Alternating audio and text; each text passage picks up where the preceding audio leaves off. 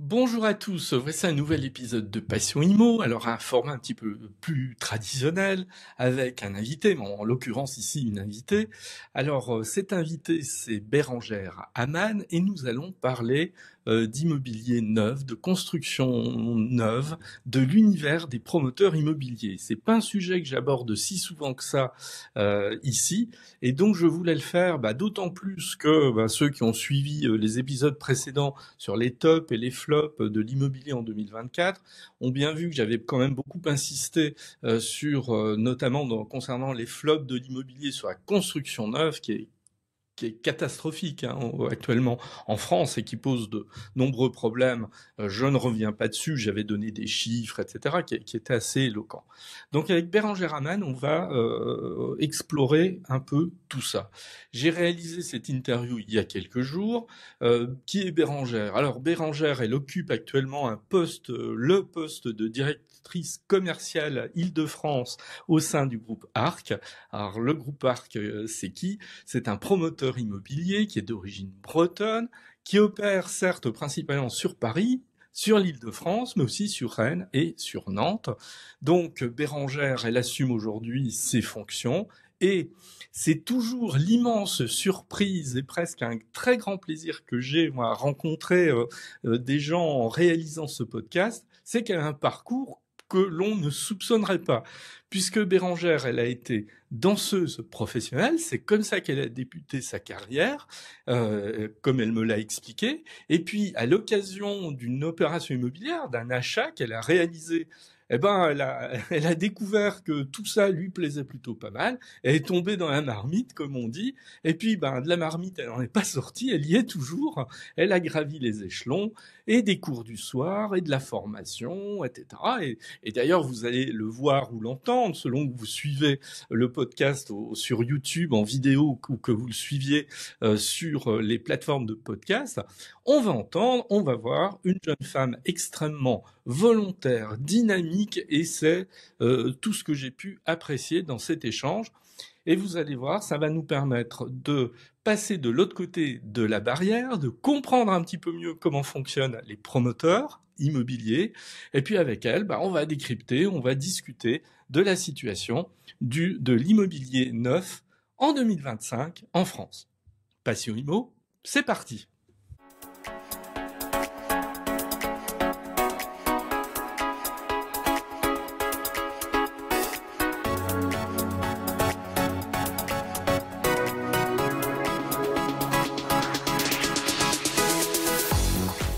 Bérangère, bonjour. Bonjour Eric. Bien, alors très heureux de t'avoir comme invité sur le podcast parce qu'on va parler d'immobilier neuf. Je parle pas si souvent que ça d'immobilier neuf, donc ça va être l'occasion. Alors moi j'ai une toute première question. L'immobilier neuf, on a l'impression qu'il est tellement dans la tourmente que la situation est difficile. Et question un petit peu provocatrice quelque part, mais est-ce que l'immobilier neuf va se remettre de ces mois, et j'ai envie de dire, là on commence à cumuler une période qui va se compter en années. Est-ce que l'immobilier neuf va se remettre de ces difficultés ? Écoute, Eric, on l'espère. Pour l'instant, c'est vrai qu'on est dans une ambiance plutôt morose dans la promotion. Après, il y a plusieurs facteurs qui rentrent en considération. Maintenant, d'après mes confrères, c'est vrai qu'il n'y a pas forcément de beaux jours avant 2026-2027. 27, après, ouais. Par rapport notamment, aux élections municipales et aux prochaines présidentielles. Ah ben on est d'accord, tout à fait. Et oui, les fameuses élections municipales qui effectivement, on pourra peut-être en parler justement à un moment donné, parce que c'est un phénomène très intéressant. En général, ça a tendance à geler les choses. Tiens, on va en parler tout de suite. Oui, parce que c'est important. Tout le monde parle aujourd'hui de la crise dans le neuf par rapport aux taux et aux acquéreurs qui sont beaucoup plus rares. Mais c'est pas seulement ça, c'est multifactoriel. C'est-à-dire qu'on a aussi des mairies qui ne valident pas les permis de construire aujourd'hui parce qu'ils sont plutôt dans une posture attentiste par rapport aux prochaines municipales. Donc c'est vrai que nous, sur notre activité, ça joue. Déjà qu'il y a beaucoup moins de foncier qu'avant. Donc ça, c'est aussi un élément qui est important à prendre en compte. Donc il y a moins d'offres. les propriétaires, il y a beaucoup plus d'acteurs dans la promotion. Les propriétaires sont toujours aussi friands du prix sur leur charge foncière. Donc ça, on essaye de composer avec. Et il y a aussi les villes qui donnent beaucoup moins de permis de construire. Oui. Alors pourquoi les villes donnent... Alors, moi qui suis bien plus âgé que toi, j'entends depuis quasiment des décennies maintenant qu'il y a un problème avec le foncier en France. Oui. Et je l'entends depuis tellement longtemps que j'ai l'impression que c'est systémique, que de toute façon, on vit avec cette pénurie de foncier. Alors, comment tu vis cette situation? En plus, tu es sur Paris, alors tu as peut-être un regard plus particulier concernant cette disponibilité du foncier. Oui, alors c'est encore plus vrai dans les zones tendues comme l'Île-de-France. Voilà. Après, je pense que ça dépend de la stratégie de chaque promoteur. Nous, c'est vrai qu'on choisit des terrains, des emplacements premium. On ne veut pas forcément aller sur des longues distances et de la grande couronne. Après, c'est un choix qui est stratégique. Hein.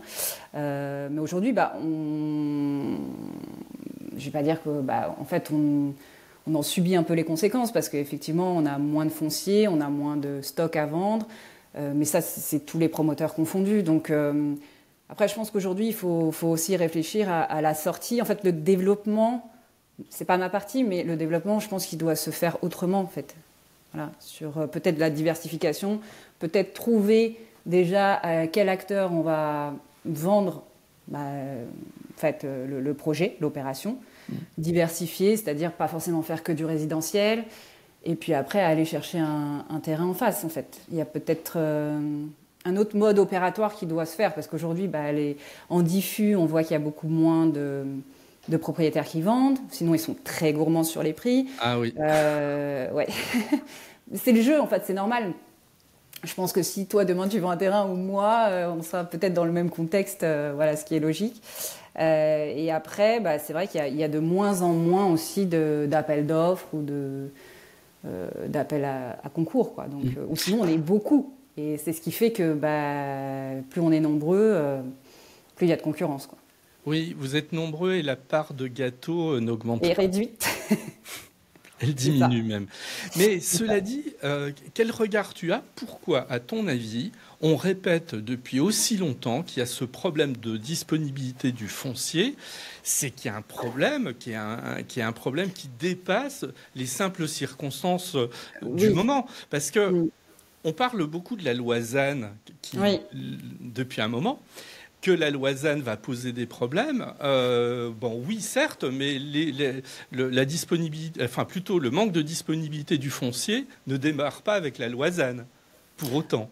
Non, après, je pense qu'il y a une question d'organisation territoriale aussi. Il y a beaucoup de choses qui sont concentrées en Île-de-France, par exemple le bassin d'emploi.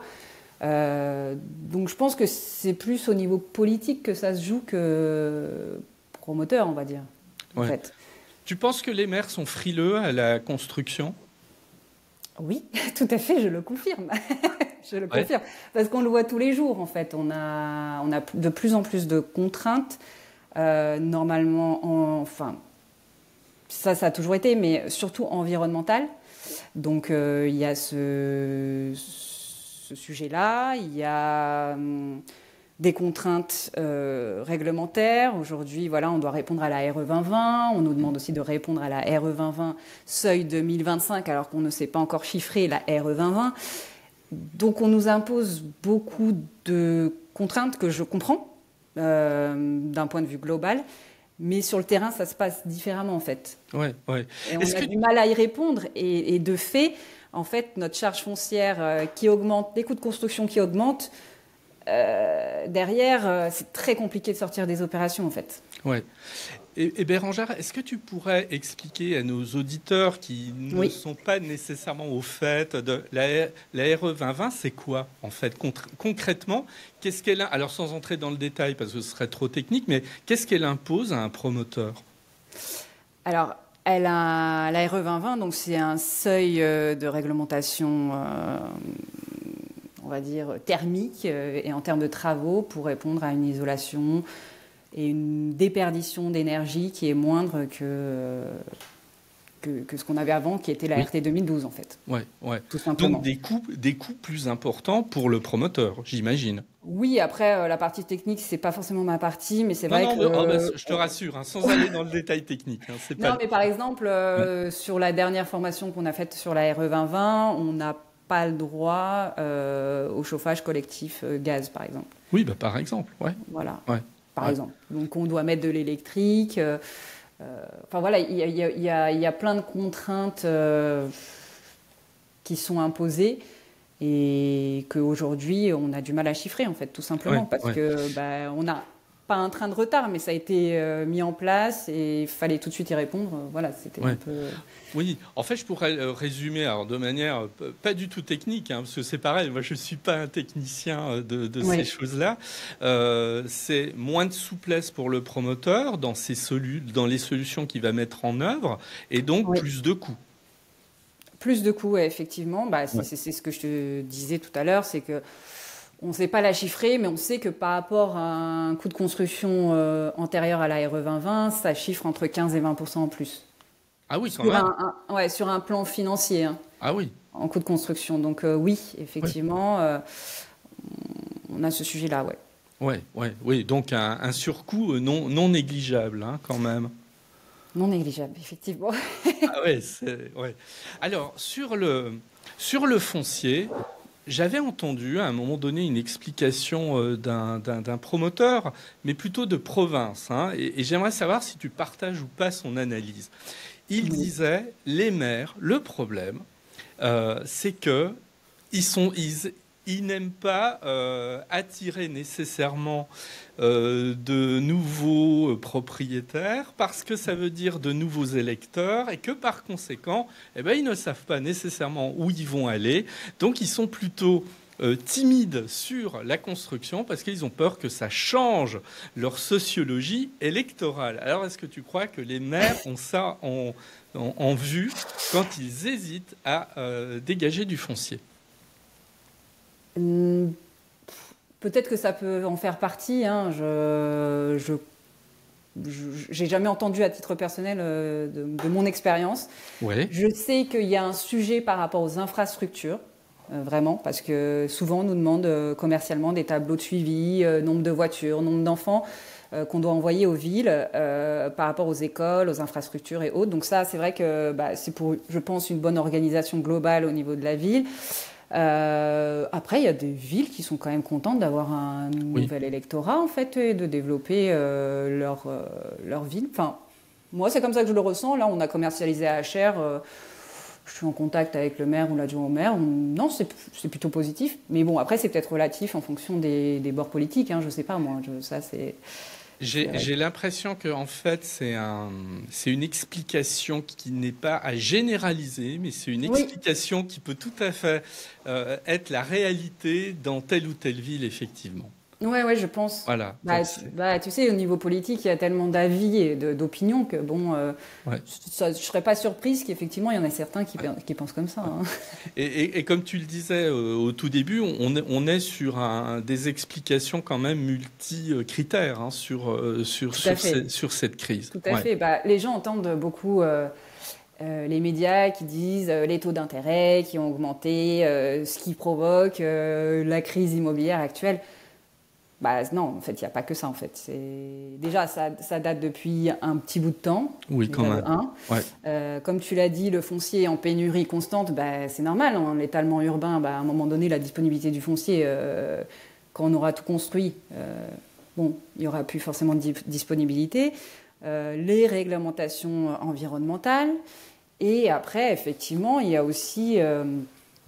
moins d'offres, en fait. Il y a moins d'offres. Et puis, en dernier carat, effectivement, les taux d'intérêt qui sont beaucoup plus hauts qu'il y a 1 ou 2 ans et qui jouent aussi sur, les clients qu'on a perdus à peu près depuis 1 an à moins 50%, quoi. Donc, c'est énorme. Ah oui, complètement. Alors justement, j'aimerais qu'on aborde un petit peu la question du Pinel, ou plutôt de ce Pinel qui disparaît, Oui, qui ne va pas être remplacé et non. qu'on voit mal, compte tenu de la situation politique, on voit mal qu'il y ait une autre solution qui émerge derrière pour remplacer ce Pinel. Donc, j'ai quand même bien le sentiment qu'il faut faire son deuil d'un dispositif de défiscalisation de ce type concernant la construction neuve. Bon.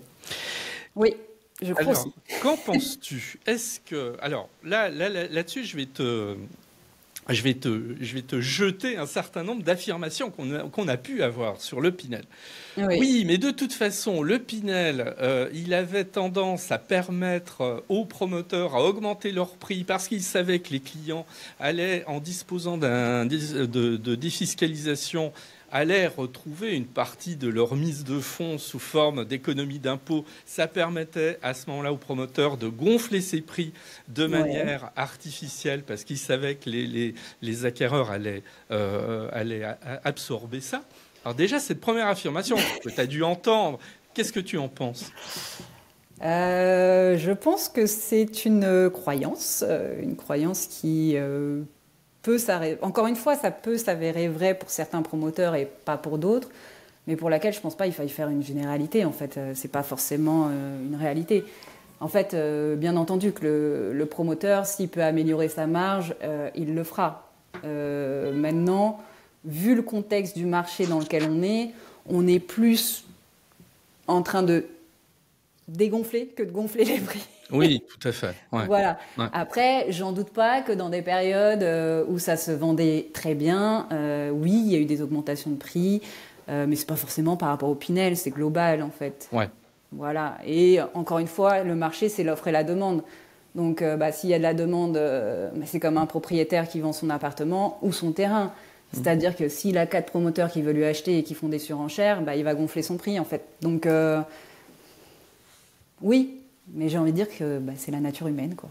Ouais. Mais même si, oui, tu sembles pas convaincu du fait de généraliser cette affirmation. Non, pas du tout. Ouais. Non, je suis plutôt Ouais. mesurée là-dessus parce que on a eu des cas de figure. En tout cas, nous, on fonctionne pas forcément comme ça. Ouais. Et on va pas se dire. Mais après, il y a un autre sujet quand même, c'est que dans les canaux de commercialisation, parfois, on passe par de l'externe. Oui. Alors, Voilà. qu'est-ce que tu appelles passer par de l'externe? Pareil, il faut toujours expliquer parce que Désolée. Oui, ouais, c'est c'est, quoi passer par de l'externe? alors, passer par de l'externe, c'est-à-dire qu'on passe par des commercialisateurs qui ne sont pas une force de vente en interne, des vendeurs que nous, on a au sein du promoteur.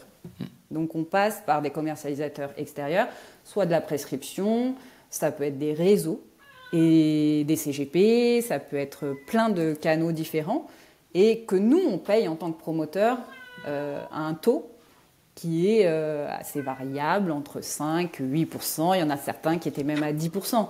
Donc, de fait, ça aussi, ça peut jouer sur les prix. Ouais, ouais.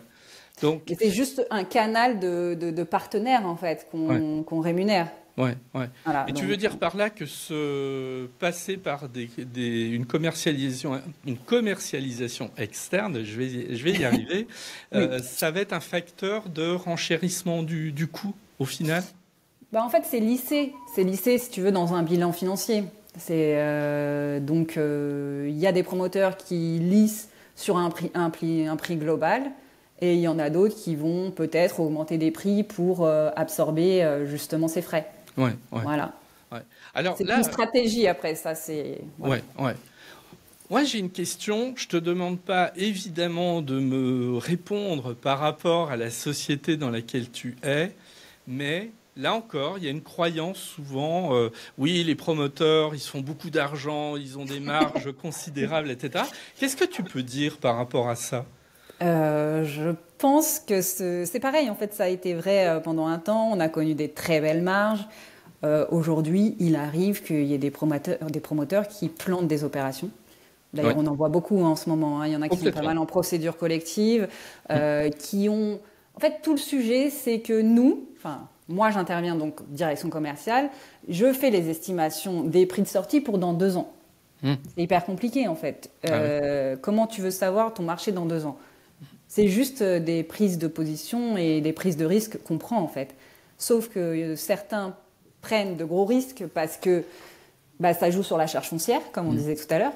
En fait, dans un bilan financier, tu as 3 leviers. Tu as le prix de sortie, le coût de construction et la charge foncière. Donc si tu veux avoir un terrain, faut que tu donnes ton meilleur prix et du coup, ça va se retrouver, ça va se réimpacter, si tu veux, sur ton coût de travaux ou ton prix de vente. Grosso modo, c'est ça. Et il y en a qui ont pris le pari de sortir des prix très élevés, auxquels aujourd'hui, ils n'arrivent pas à vendre, en fait. Et c'est ça toute la complexité. Et ils sont plutôt en train de brader des marges que d'en avoir des grosses. Ouais, non, mais complètement. Franchement, aujourd'hui, il y a même des opérations où on est à zéro, quoi. On peut être à zéro, on peut finir... non. Après, on n'est pas une association, donc oui, il faut bien qu'on gagne notre vie, mais c'est plus... c'est pas ce qu'on pense non plus, en fait. Aujourd'hui, franchement, on se tire les cheveux pour pouvoir sortir une opération viable, autant pour des clients, que tout le monde soit gagnant, en fait, avec un beau produit et que le promoteur puisse payer, en fait, juste les équipes qui ont travaillé et effectivement... un bénéfice à la fin, ce qui est normal. Hein. Tout entrepreneur, quand il travaille, il veut avoir... Alors, on est d'accord. Est-ce que pour autant, ça ne signifierait pas aussi que les promoteurs peut-être ne communiquent pas assez sur un certain nombre de sujets et que moi j'ai l'impression, alors voilà, moi c'est mon impression, je suis pas promoteur, c'est mon impression vraiment de l'extérieur. Moi j'ai l'impression quand même que c'est une profession qui historiquement, de longue date, a pas toujours eu l'habitude d'expliquer, de communiquer, etc. Je suis d'accord avec toi. Ouais. C'est vrai. Je trouve qu'en fait, je ne vais pas me faire des amis en disant ça, mais c'est pas grave. Je trouve qu'on reste entre nous, en fait. Oui. Je ne sais pas comment te dire. Et on ne veut pas trop communiquer sur notre profession, alors qu'aujourd'hui, on est dans un monde où tout le monde communique sur ce qu'il fait, comment il travaille. Et c'est vrai que le neuf, c'est assez méconnu. Hein. On a du coup beaucoup d'a priori. Ouais. Voilà. Mais on ne voit pas ce qui est fait en amont, le travail, effectivement, comment ça fonctionne. Ouais. Moi, j'ai l'impression qu'en fait, aujourd'hui, une profession ou une activité qui ne communique pas, ça ouvre la machine à fantasmes de la part de l'opinion publique, qui très vite va imaginer... Ouais, dans quel sens par rapport au financier ? Ce qu'on a dit précédemment, oui, tiens, le Pinel, ils en profitaient pour augmenter les prix. Ah, mais ils se font des marges de dingue, etc. Tu vois, des choses Oui. Ouais, mais c'est un peu des clichés, en fait, comme le garagiste qui arnaque tout le monde, l'agent immobilier, Oui, mais en fait, il y a des gens qui font leur travail correctement, qui ont de l'éthique, et il y en a d'autres, mais comme dans tout, c'est la vie, en fait. Donc... je sais pas, je pense que ça rassure les gens aussi de mettre des cases. C'est peut-être ça, mais peut-être que tu as raison et que finalement c'est parce qu'ils ne connaissent pas qu'ils restent sur ces croyances. C'est comme le marchand de biens, on l'idéalise finalement. Oh là, oui. Les marchands de biens, ils se font des marges à 30%. Ou en ce moment, je suis pas certaine. Non.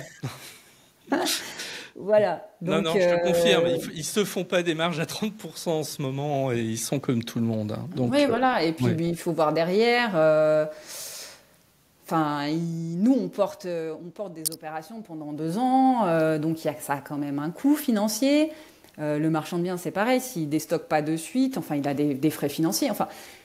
C'est pas juste mais bon, ça aussi c'est un peu le sujet, c'est que les gens veulent trop dire on arrive à gagner tant d'argent en faisant une opération achat-revente ou en faisant une opération de promotion. Donc tout le monde pense que c'est facile et que tout le monde peut le faire.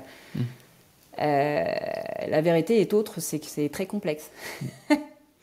Alors, deux petites questions. On voit dans les statistiques qui concernent aussi bien l'ancien que le neuf, que les primo-accédants ont quand même du mal aujourd'hui à acheter. Il y a un chiffre, je suis tombé dessus il y a 2 jours, qu'aujourd'hui, en matière de transactions, on a plus de la moitié des acquéreurs qui ont plus de 60 ans.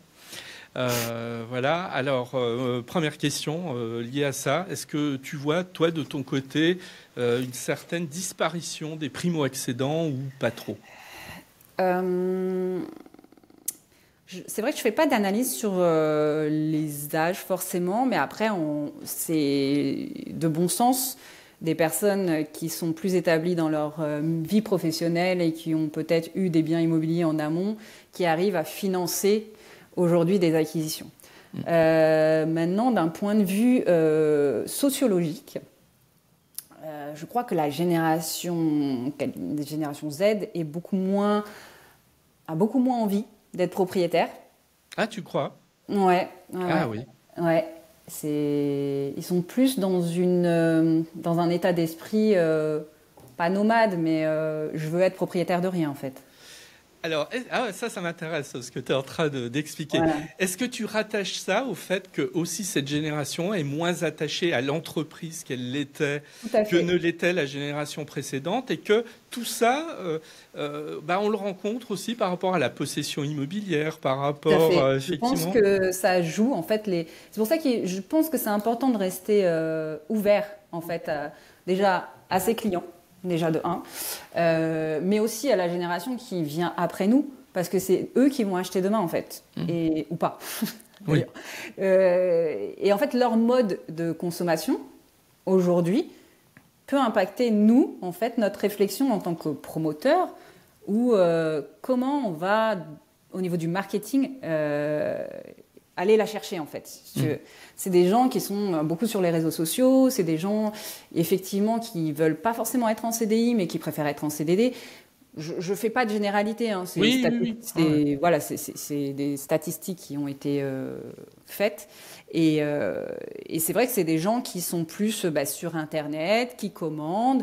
Donc on peut même se poser la question plus tard, est-ce qu'on aura encore des cuisines dans nos appartements s'ils se font toujours livrer à manger? Je vais à l'extrême. Non, mais tu as raison. C'est une question ouverte qu'on peut se poser. Mais comme on peut se poser la question sur le retail et sur les magasins, en fait, dans les centres-villes de grosses villes, parce qu'on voit de plus en plus que des gros magasins comme Zara, je ne sais pas si je peux citer des noms, mais ferment et que, en fait, ça se trouve, dans 5 ou 10 ans, ce seront que des cabines d'essayage. Et après, tu auras des entrepôts qui vont faire livrer en périphérie, dans des provinces. Donc, en fait, le marché logistique et des entrepôts va sûrement augmenter. Tu vois ce que je veux dire? Et peut-être les locaux commerciaux ou les magasins dans les centres-villes, au vu des loyers et autres, vont peut-être réduire, baisser. Ouais. Oui, en fait, tu es en train de nous expliquer que le promoteur, il n'est pas à l'écart de tous ces mouvements sociologiques, de ces évolutions de la société qui sont souvent des évolutions souterraines, hein, parce qu'elles prennent du temps. Évidemment. Regarde le Covid. Bah oui. Qui a anticipé le fait que personne, qu'on serait confiné et qu'aujourd'hui, le co-living, par exemple, ça aussi c'est un sujet. Il y a des régions comme par exemple au Pays Basque. Les jeunes n'arrivent pas à se loger et il y a des personnes âgées sûrement qui ne pourront pas se payer des maisons de retraite.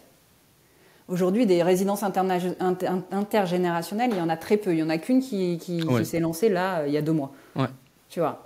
Mais en fait, le vivre ensemble, le co-living, et tout ça, les résidences intergénérationnelles, c'est des choses qu'on doit développer parce qu'on a une population qui est de plus en plus vieillissante, de plus en plus de jeunes qui n'arrivent pas à se loger. Et en fait, il faut trouver des synergies. Et c'est en ça que je pense qu'il faut être à l'écoute globale. C'est pas ce que tout le monde fait. Hein. Moi, ça m'intéresse parce que j'ai cette curiosité-là. Mais parfois, on a du mal à le faire entendre. Hein. Alors, tout à fait. Et je vais te dire une chose, parce que moi, je parle toujours en totale transparence, même si on est écouté derrière, hein, mais t'es pas la première que j'interroge sur ces questions de construction neuve. En revanche, tu es la première à me parler comme ça, de manière spontanée, de toute cette approche un peu sociologique, d'observer la société, de ses évolutions. Et je trouve ça très intéressant, effectivement. Oui, après, parce que dans mon secteur, moi, qui est le commercial, je dois connaître ma cible. Tu vois, moi, je m'occupe du commercial et du marketing. Donc, si je connais pas ma cible, à qui je vais vendre, je peux pas faire de positionnement. Du coup, moi, j'interviens aussi sur les cellules au niveau des permis de construire.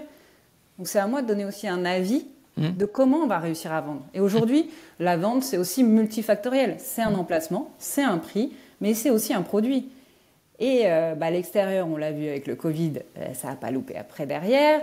Voilà, et d'avoir une pièce en plus, un coin bureau, enfin, ça peut être plein de choses à laquelle on peut penser et qui fera la différence en fait avec nos confrères.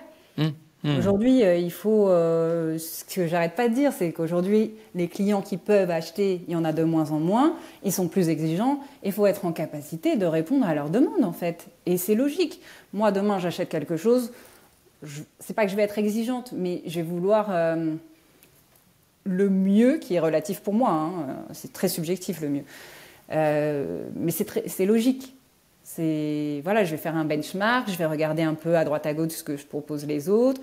En fait, à quel moment tu as une valeur ajoutée si tu proposes tout ce que tout le monde propose? Ben, t'en as pas. Voilà. Donc, la réflexion, elle est plus globale. Aujourd'hui, voilà, ça aussi, c'est quelque chose dans la promotion, on est très, très à l'ancienne. On reste sur nos acquis et on se dit, oh oui, bon, on lui met des prestations comme ça c'est très bien. Non, en fait, je pense qu'il faut le petit plus qui fera. Alors, le petit plus, tu peux le retrouver dans la relation commerciale avec le commercial, justement. Mais je pense que dans les années à venir, comme ça va être quand même de plus en plus compliqué, je pense qu'il faut arriver à apporter de la valeur, en fait, dans tout. Dans tout. Voilà, c'est...